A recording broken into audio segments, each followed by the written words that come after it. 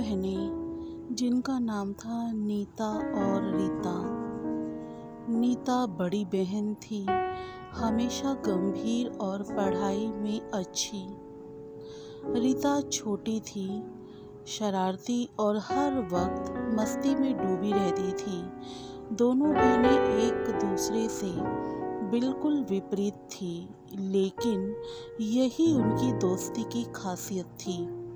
एक दिन नीता ने किताबों में डूबी हुई रीता को देखा, जो अपने कमरे में बैठकर कुछ सोच रही थी। नीता को लगा कि शायद रीता भी अब पढ़ाई पर ध्यान दे रही है। नीता ने अपनी किताबें उठाई और रीता के पास जाकर बैठ गई। तो क्या कर रही है रीता? नीता ने पूछा। रीता ने अपनी आंखें उठाई और मुस्कुराते हुए बोली, मैं सोच रही हूँ कि अगर मैं एक दिन के लिए तू बन जाऊं तो क्या होगा? नीता ने हंसते हुए कहा, क्या मतलब? तू और मैं एक दिन के लिए अदला बदली कर ले? हाँ बिल्कुल, मैं तेरी तरह गंभीर और पढ़ाकू बन जाऊंगी और तू मेरी तरह शरारती और मस्तीखोर। नीता ने पहले तो इसे मजाक समझा, लेकिन रीता की जिद के आगे वह हार गई। अगले दिन उन्होंने अदला बदली करने का फैसला किया। सुबह होते ही रीता ने नीता के कपड़े पहन लिए, चश्मा लगा लिया और एक मोटी किताब हाथ में पकड़ ली। नीता ने रीता के फैंसी कपड़े पहने और चोटी को खोलकर बालों को खुला छोड़ दिया। घर के लोग हक्के बक्के रह गए। माँ ने नीता को देखकर कहा, रीता, तू इतनी शांत कैसे हो गई? नीता ने मुस्कुराते हुए कहा, अरे माँ, अब मैं सुधर गई हूँ।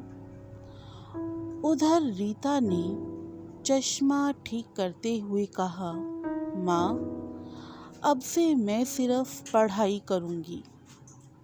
माँ ने सोचा कि शायद सूरज पश्चिम से निकल आया है। दोनों बहनें अपने नए किरदार में स्कूल गईं। स्कूल में भी सब हैरान थे। रीता ने नीता की तरह टीचर के सवालों का सही जवाब दिया और नीता ने रीता की तरह क्लास में शरारतें की। टीचर ने रीता को शाबाशी दी और कहा, नीता, आज तुमने बहुत अच्छा किया। रीता ने सिर झुकाकर धन्यवाद कहा और मन ही मन हंसते हुए सोचा, अरे वाह, यह नीता का किरदार निभाना कितना मज़ेदार है। उधर नीता क्लास में चुपके से चॉकलेट खा रही थी और जब टीचर ने देखा तो उसने कहा, रीता, क्या तुम मुझसे भी शेयर नहीं करोगी? नीता ने जल्दी से चॉकलेट छिपा ली और कहा, सॉरी मैम, अगली बार ज़रूर। स्कूल के बाद दोनों बहनों ने अपने दोस्तों के साथ मस्ती की। नीता ने पहली बार रीता के दोस्तों के साथ क्रिकेट खेला और मज़े लिए। रीता ने लाइब्रेरी में बैठकर पढ़ाई की और सोचा कि नीता की दुनिया भी इतनी बुरी नहीं है। शाम को जब वे घर लौटे तो माँ ने देखा कि नीता अब भी शरारतें कर रही है और रीता अब भी किताबों में डूबी है। माँ ने कहा, आज तो तुम दोनों ने कमाल कर दिया। मैंने कभी नहीं सोचा था कि तुम दोनों एक दूसरे से इतनी अलग हो जाओगी। दोनों बहनें एक दूसरे की ओर देखकर मुस्कुराईं।